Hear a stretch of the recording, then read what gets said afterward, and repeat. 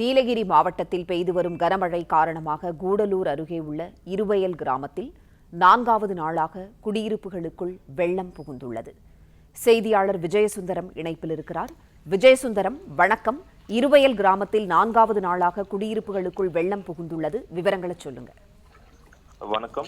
நீலகிரி மாவட்டத்தில் கடந்த ஒரு வாரத்திற்கு பின்பு மீண்டும் தென்மேற்கு பருவமழை தீவிரமடைந்து நேற்று காலை முதலே மாவட்டத்தில் பல்வேறு பகுதிகளில் மிதமானது முதல் கனமழையானது பெய்து வந்துட்டு இருக்கு.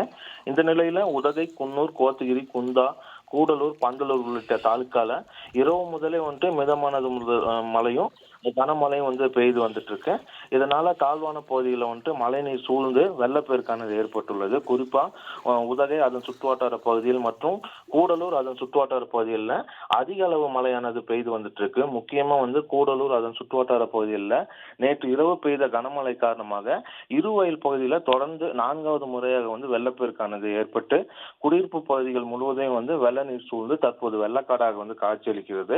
இதனால குடியிருப்பு வாசிகள் வீடுகளை விட்டு வெளியே வர முடியாத நிலை ஏற்பட்டுள்ளது.